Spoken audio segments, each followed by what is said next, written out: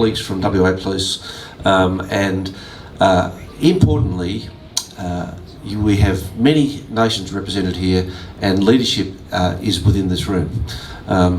Some of the things that I do want to reinforce have come through what you heard from Nicole, Maluki, our comedian, and other words that have been uttered, and Esther has really nailed it. WA Police Force is not here solely for law enforcement. I've set out 3 pillars that I, as Commissioner, have asked police officers in this state to do. Those pillars, I think, I've got a pretty simple way of setting things out because it works for me and I expect it works for others. There's really only 3 things that police in Western Australia have to do. They've got to enforce the law. There's a criminal law that we must enforce. And that the rule of law is really important. But we also must, and this is what a lot of this meeting is about, is preventing crime. When I joined 43 years ago, crime prevention was seen as some soft side of policing that really people who didn't really want to police did, and it came about Neighbourhood Watch and people who used to see when their neighbour's letter wasn't cleared. But crime prevention is so much more important now that I've just recently come down with some other people from the north of the state where the problems in the Kimberley are really in your face. When you see the privations that people are living under, nowhere near like some of the backgrounds that you've come from, but we have poverty in this state.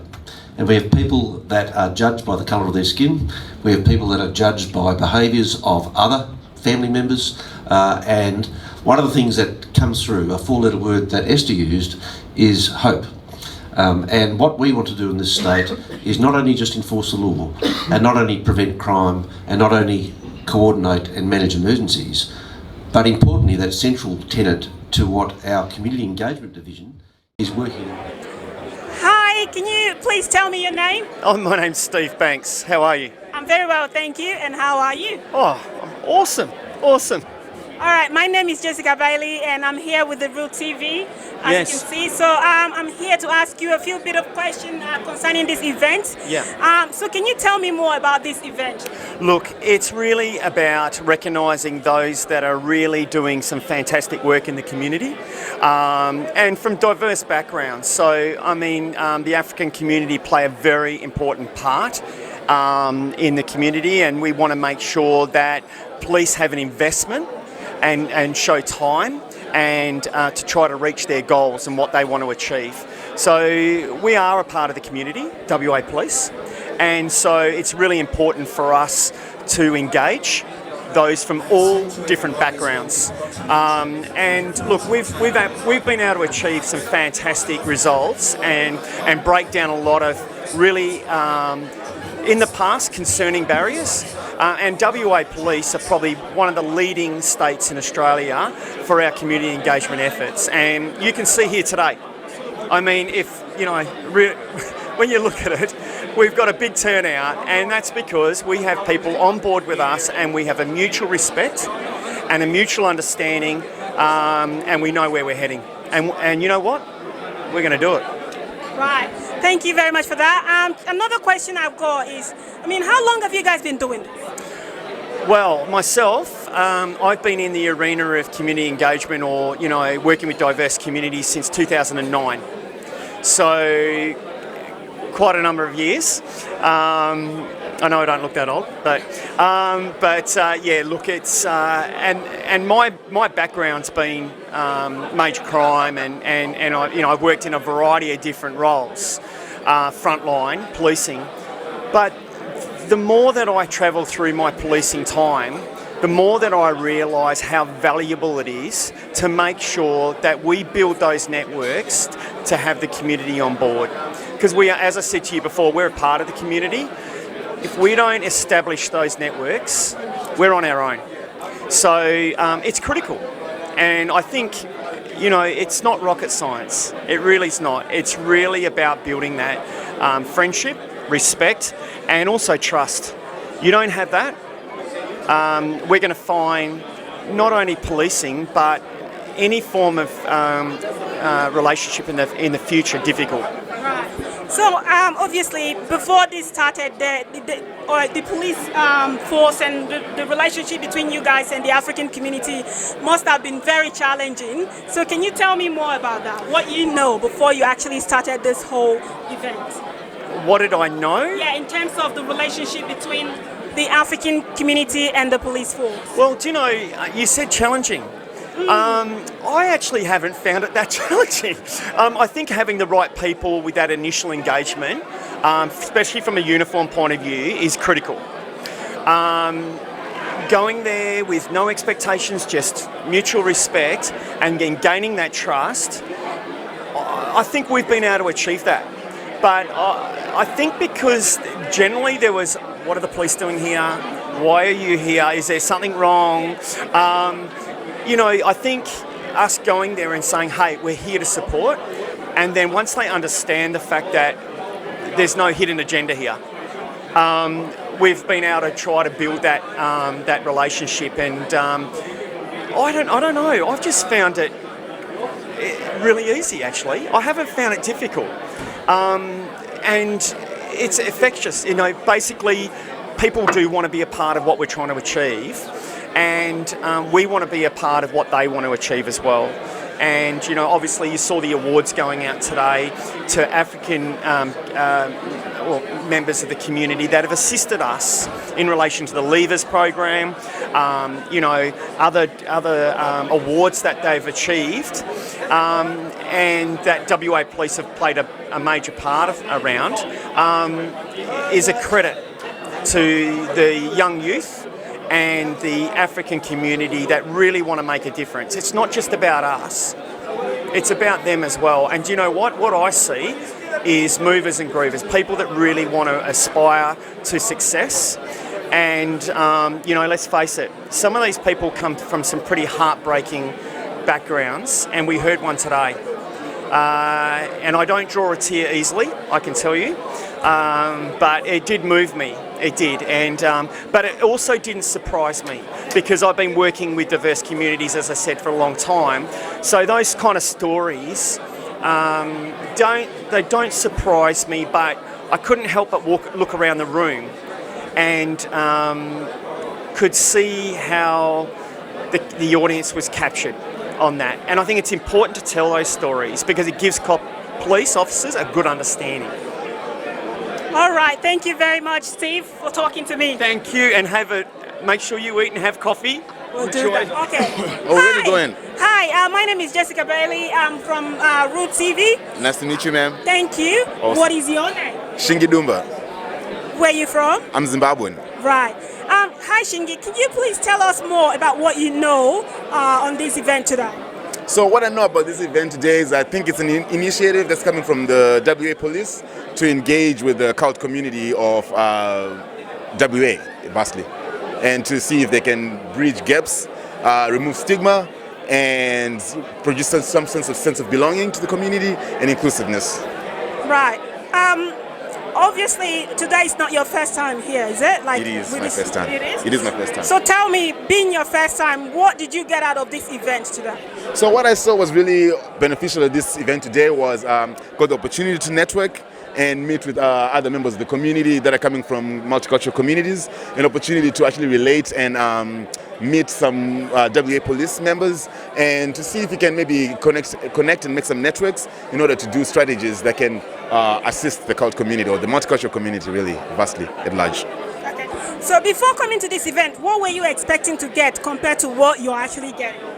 So I think I wasn't expecting that I was gonna get the experience of some young cult people from places like Zimbabwe, South Sudan, Ghana, Nigeria. There's some experiences that have been shared over there that I wasn't really expecting, but it's great to see that the environment is accommodating for such kind of experiences to be shared for everybody to know that even if you're coming from a multicultural background, you still get an opportunity and an equal opportunity in Australia. That was empowering, and I think it's a good message that if youth were going to look at this kind of an event and learn from it, it will give them hope and a sense of like belonging and also being able to fit in, so to speak, in the community. Thank you. Is there anything you think they could have done better today in terms of how the event Because maybe it's my first one. I would not want to rush to judge, and because I've never actually attended something of this magnitude or kind of style, it's a bit difficult for me to kind of look at it and say they could have done this better. But I think when I come back next year, I'll have a better assessment and say maybe, oh, this happened last year, or maybe we can alter this and make it more like that. But at this point, I think I'm satisfied with what I've witnessed here. It's an amazing occasion. Thank you very much, Shingi. Thank you, ma'am. Oh, hi. How's it going? I'm fine, thank you. And yourself? I'm very well, thank you. My name is Jessica Bailey. I'm from Root TV. Could you please tell me your name and tell me more about this event, what you know, and all that? So my name is Astrid Kapinga Chidibu, and I'm here in person 10 years ago, up in Perth 10 years ago, and I always love to come to events like this because I think it's not just like educating us, but it's bringing as well all the African youth and all together to have more knowledge about what we are, where we're going, and what we want to achieve. So this event is a really good opportunity, and especially to as well to see people who are going to a lot of experience and who share the experience with us. So it's inspirable. Right. Thank you very much. Please tell me, is this your first time of being in such event? No, I'm actually like trying to be in every event like with African community related, and actually I'm so multicultural that I go to all the events with the mothers, with the French festival, for example, coming tomorrow. So it's like I'm really like everywhere. So I'm really blessed to be there.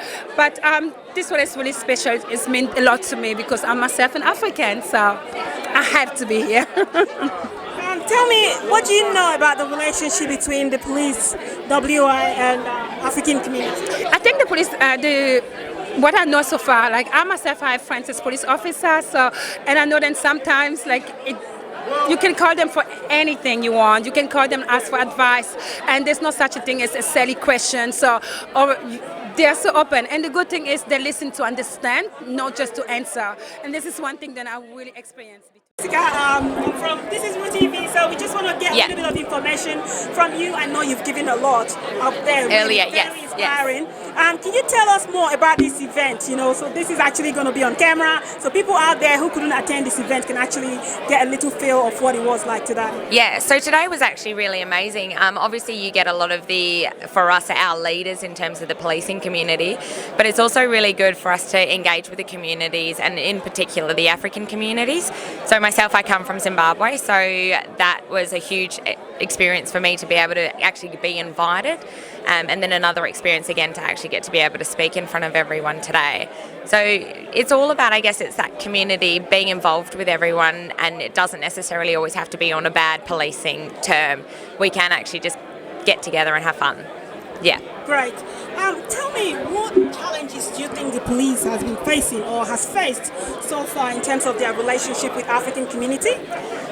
To be honest with you, I think it's probably not necessarily a challenge. I think they've actually made a lot of grounds and leaps and bounds in terms of how we get along with the community, or the African community. So it's about being, I guess, involved. So there's a lot of people that are involved and are able to talk to each other and actually meet and get those. So it's not necessarily that we're from the police, we do it our way. It's about actually getting together and learning how everyone operates differently. So it's not just an African community, as you know, because obviously there's that many countries within Africa and we all operate somewhat differently. So it's about getting together with all those people and figuring out how we as police can come together with them as their community and have that impact and be able to talk to one another and understand one another. So I think we've actually done really well, and the Commissioner has definitely done really well in terms of making that link between all the communities. Okay, so I understand that this event happens once in a year? Yes, it does. Right. Is there any way you're hoping to improve this event? Yes. And how is that? So definitely looking to improve it. I think it's also just rather than focusing on the African community and also expanding into youth, women, it's actually huge that we do have. So about maybe 2 months ago, we had one for women within the community, and strong women who impact. Because as I know, my mum's a strong woman for me. She's my mother and she's brought me up to who I am today. So it's not necessarily about just appreciating the African community, but we're looking to expand in terms of getting our hands and being able to communicate and have these events with everyone. So it'll be awesome to be involved I think they're saying that obviously we're invited to the Jambo Festival, and there's so many other things that we would love to be involved in. So if there's anything that anyone thinks they would love for us to be a part of, there's always the local policing team that's more than happy to be a part of that. So just pop your head into the police station, I always say. They're lovely, say hello, and we'll be involved, even if it's just a kid's birthday party or something. We're very, very pro-community. That's one thing I know about police. That's really good, because as you heard from, what's his name again? The guy that spoke, the Algerian guy. Oh, yes, yes. Yeah, back home, police and our friends. So, Yeah. it's quite different, and it's actually good what you guys are doing, because you're making it very comfortable for us to actually see that we can relate, and not just seeing them as so. Yeah, no, thank you so much for your time today. Really appreciate it. Thank you. Thank you. Thank you. I'm a bit nervous. So many amazing people. So Acholi people cook by digging a hole in the ground and lighting a fire with coal and wood. When I was 3, I fell into an open fire and burnt up my fingers on both hands. My small 3-year-old fingers melted in the fire. However, there was no time to think about my fingers. We soon had to escape from the rebel soldiers and flee to Kakuma refugee camp in Kenya, 434 kilometers away. We lived in Kakuma refugee camp for the next 7 years. During these years, my parents never treated me any differently. And in our poverty-stricken lives, we had no time for thinking or reflecting. I soon had a sister and 2 brothers. We all lived in a mud thatched hut with 1 bed where my siblings and I slept on the floor. I walked miles barefoot each day to fetch water and stood all day at the market stall to sell snacks so that we could have money to pay for food. Because the food aid packages we received would only last 10 to 15 days. I went to school for about 2 days a week. My hands were just part of my life, and I had to adapt and fit whatever task I was doing. And people staring, looking at me, and talking among themselves also became part of my life.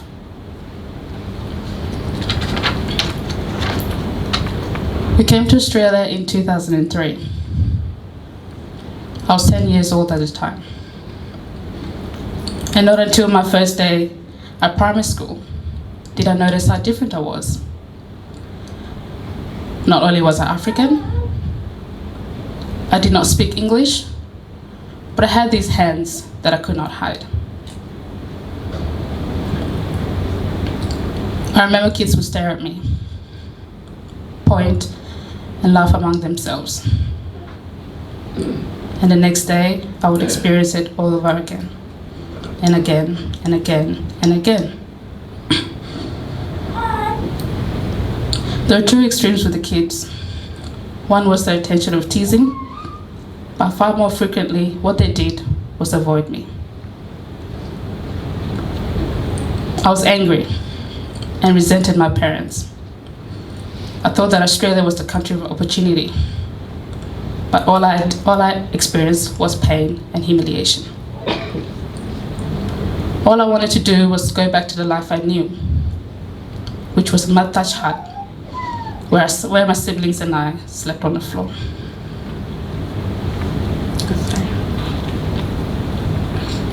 When I was in year 11, it was time to decide what subjects I was going to do When I was 11 years old, before coming to Australia, I had operations in my hands, but when I was 11 years old, I had a 3rd operation on my hands to separate my thumbs, which were stuck to the palms of my hands. It made me feel like I was broken goods that needed fixing and fixing. My sense of healing did not come from the 3 operations, but from a plaque on a hospital wall. The plaque said, "The Lord himself will be with you. He will never leave you nor forsake you. Do not be afraid and do not be discouraged.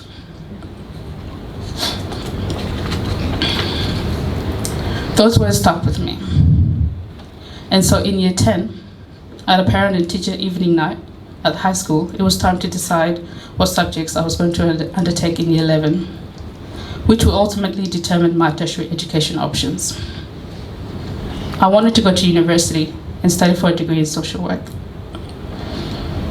The career counselor said to me and my father that she did not think I could do it.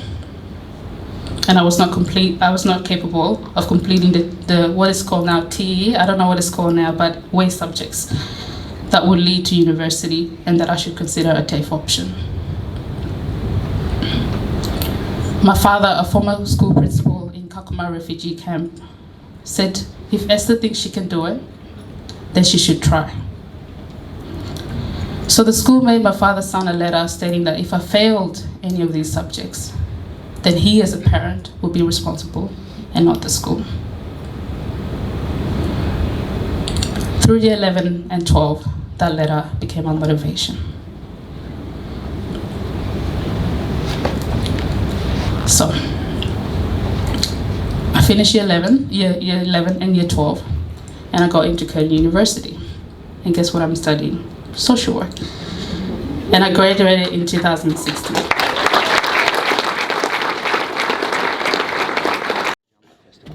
All right, I bring you greetings from Marabuka. I'm from Marabuka. Hello. I'm from Nigeria originally. And why I say Marabuka? Marabuka is a place, when I go to Marabuka, and if I see white people, I'm like, what are you doing here? Marabuka is so lovely, like it's so lovely. When I first got to Australia, I used to live in Fremantle. And Fremantle is different. Fremantle, you lock your car, you go inside. Marabuka, you look at that, choo, choo, choo, choo, choo.